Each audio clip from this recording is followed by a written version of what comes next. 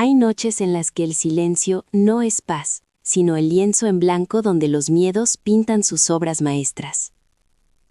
En la quietud de mi apartamento, el único sonido era el zumbido sordo de la ciudad lejana y el latido de mi propio corazón, un tambor que marcaba el ritmo de una guerra que nadie más podía ver.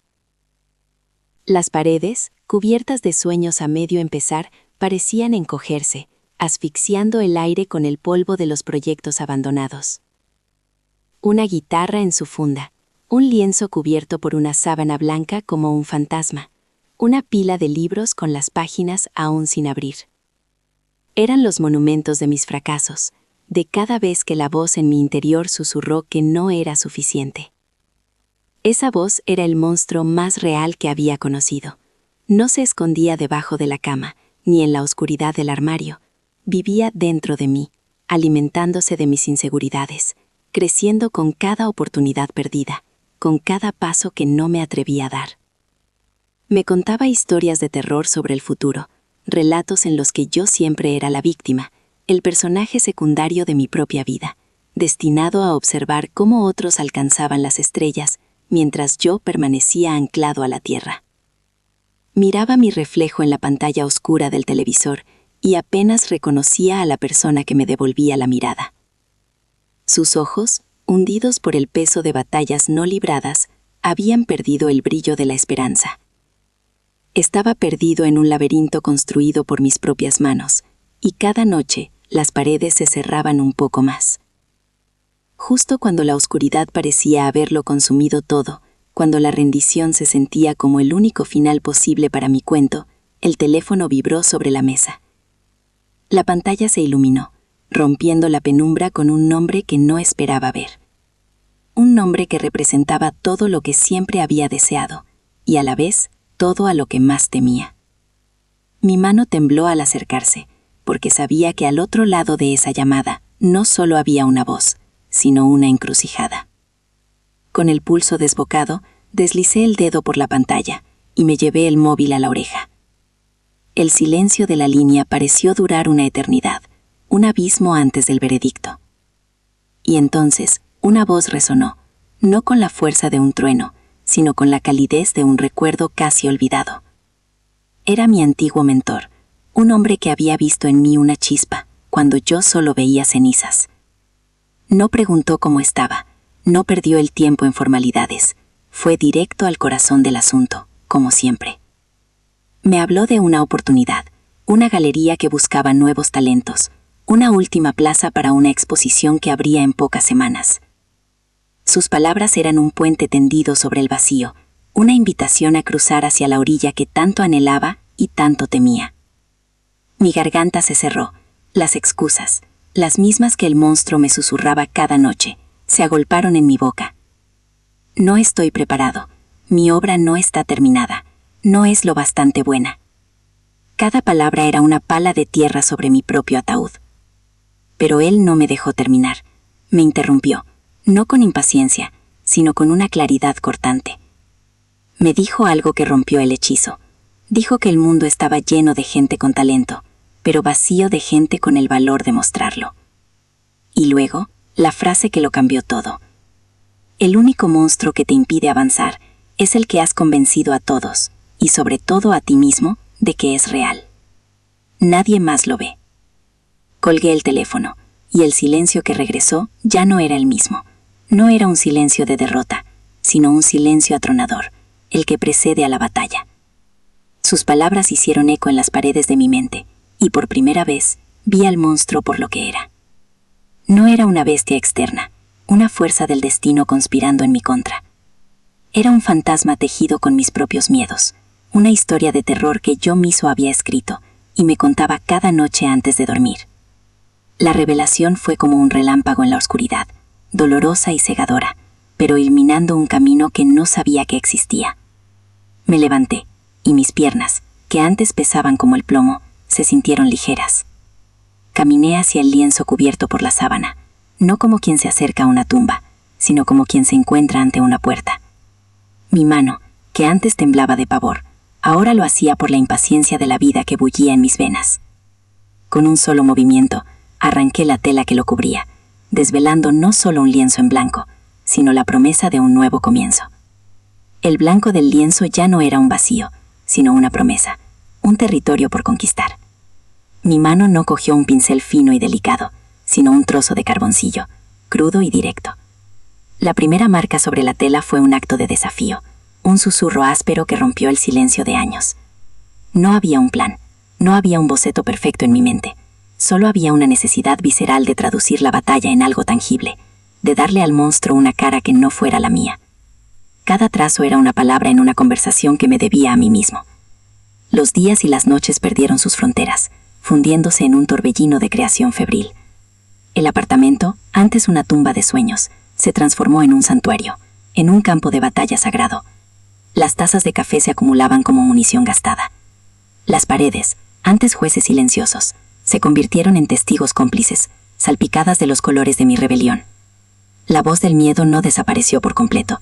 A veces, en mitad de la madrugada, cuando el cansancio pesaba más que el alma, susurraba sus viejas mentiras. Pero ahora yo tenía una respuesta.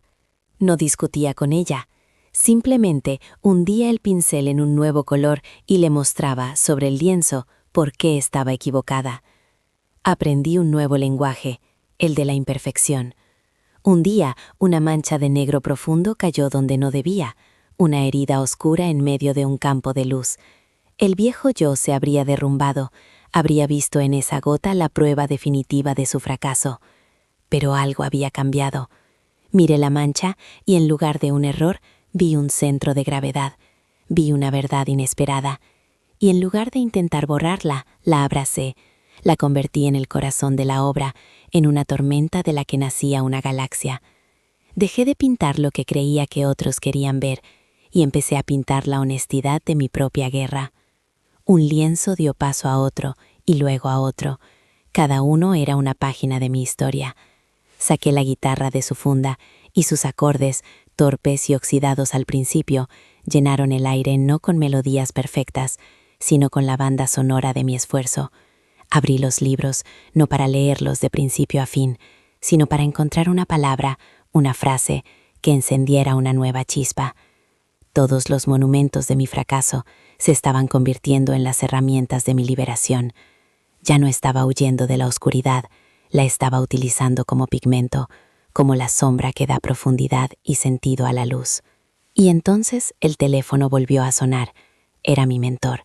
La fecha límite se había adelantado. La galería necesitaba ver el trabajo al día siguiente para tomar la decisión final. El aire se escapó de mis pulmones. Un último escalofrío de pánico recorrió mi espalda, el eco final del monstruo. Miré a mi alrededor. El apartamento estaba lleno de lienzos, cada uno un pedazo de mi alma expuesto. Estaban crudos, viscerales, imperfectos. Eran yo. Por primera vez no sentí vergüenza, sino un extraño y feroz orgullo. A la mañana siguiente, el timbre del interfono rasgó el aire. No era mi mentor, era el galerista en persona. Había decidido venir él mismo.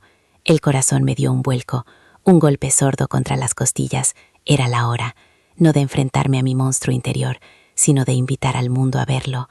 Caminé hacia la puerta y cada paso resonaba sobre la madera del suelo. Mi mano, que meses atrás temblaba al descolgar un teléfono, se posó firme sobre el frío metal del pomo. Respiré hondo, llenando mis pulmones con el olor a pintura y a posibilidad. Giré el pomo. La puerta se abrió, y no fue el aire de la calle lo que entró, sino el futuro. El galerista, un hombre cuyo rostro había visto solo en revistas, cruzó el umbral. Sus ojos no se posaron en mí, sino en el caos sagrado que era mi apartamento. Recorrieron el laberinto de lienzos apoyados contra las paredes, el suelo, los muebles. Cada cuadro era una visera expuesta, un grito atrapado en pigmento. Yo contuve la respiración, esperando el juicio, la educada negativa, el final de un sueño demasiado breve. Él caminó en silencio, un explorador en una tierra recién descubierta. No miraba las obras como un crítico, sino como quien lee un diario íntimo. Se detuvo frente al lienzo que nació de aquella mancha de tinta negra, la tormenta que se convirtió en galaxia. Alargó la mano, pero no la tocó. Sus dedos flotaron a milímetros de la superficie, como si pudiera sentir la energía que aún emanaba de ella. El silencio se hizo tan denso que podía masticarse, y entonces se giró hacia mí. En su mirada no había evaluación, sino reconocimiento. Dijo una sola frase, y su voz resonó más que cualquier aplauso.